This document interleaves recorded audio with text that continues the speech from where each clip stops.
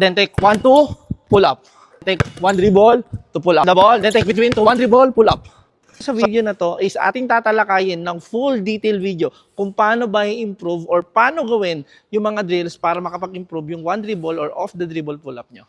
Before tayo mag-start mga kaballers, gusto ko lang malaman ninyo na dapat alam nyo kung paano yung foot placement nyo kapag titira kayo. It's either pag ganyan, pag ganito, pag ganito. Kailangan malaman nyo yun. Sa akin case mga kaballers, pag titira ko, yung right foot ko, pag ganyan, slightly forward siya sa left side. Mahalagang mahalaga to mga kaballers na malaman ninyo kung paano yung paa nyo. Dahil kapag ginawa nyo yung drill, dapat ganito rin yung paa nyo pag titira kayo. Hindi pwede mga kaballers, pag yung right foot nyo at the back is, pag tinake step forward nyo, papunta lang siya dito. So, hindi na siya kagaya ng kung paano ako mag-shoot, no? So, hindi dapat siya ganon. Dapat, kung paano ka mag-shoot yung paa nyo, dapat, ganon din kayo. Pagbalik nyo ng right foot at the back, then, ganito dapat. Hindi pwede na pag-dribble nyo, nandito. Hindi pwede na nandito. Dapat, kung paano yung foot placement nyo, pag titira kayo, dapat, ganon rin siya. Okay?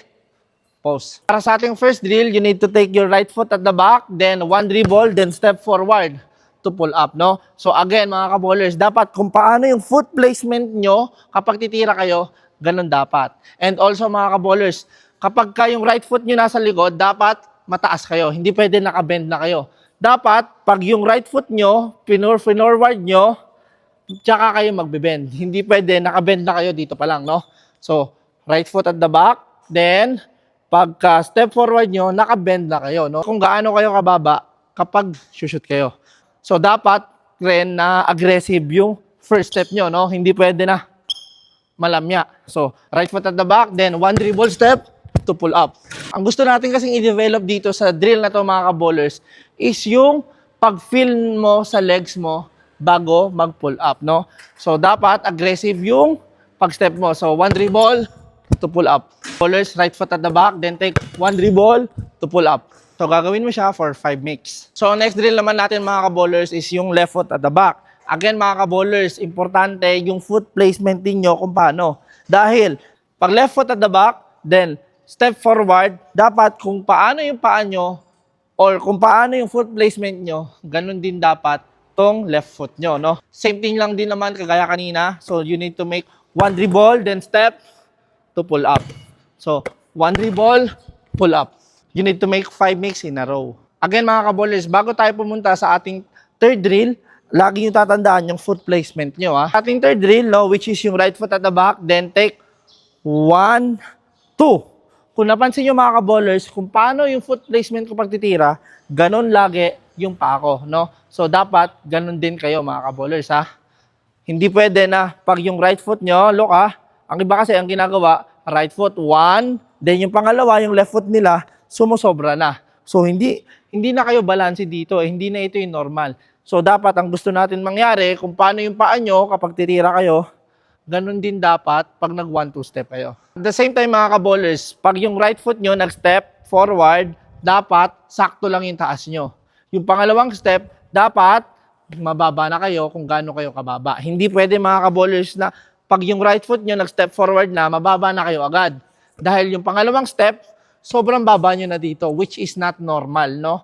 So, dapat yung right foot at the back, pag step forward, sakto lang, para yung pangalawang step nyo, perfect. Ito mga kaballers, yung step nyo dapat aggressive, 1, 2. Okay? Then, dapat naka-tiptoe rin kayo. Hindi pwede naka-flat yung foot nyo. Hindi pwede, pag nag-1, 2 kayo, okay? Hindi pwede ganun.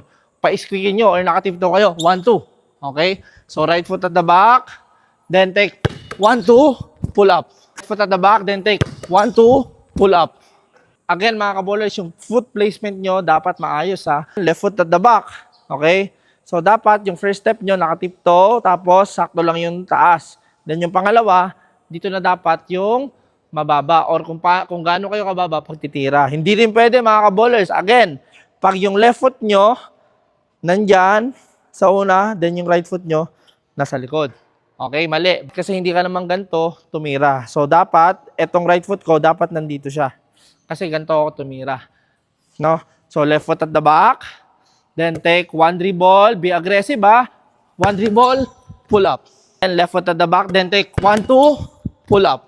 Para naman sa ating last drill, so combination to ng first, then second drill, tapos dito. At the same time, dito rin mga ka-ballers, ang focus natin, yung speed, no? So, paano ba ang gagawin? So, you need to roll the ball. Hindi pwede na hindi pa nakakatalbog yung bola, aabanti ka na. So, you need to wait for the ball na mag-land. Pag-land niya, then while the ball is nasa air, so, kunin mo siya sa air, then between. Okay, then take right, left to pull up, no? Roll the ball, you need to wait for the ball to bounce, then between. Then one dribble, pull up. So roll the ball, then between, then take 1, 2, pull up. Roll the ball, then take between to one dribble, pull up. So yun mga ka-ballers, I hope na meron kayo natutunan sa video na to. And yun, sa susunod na mga video natin, i-improve pa natin.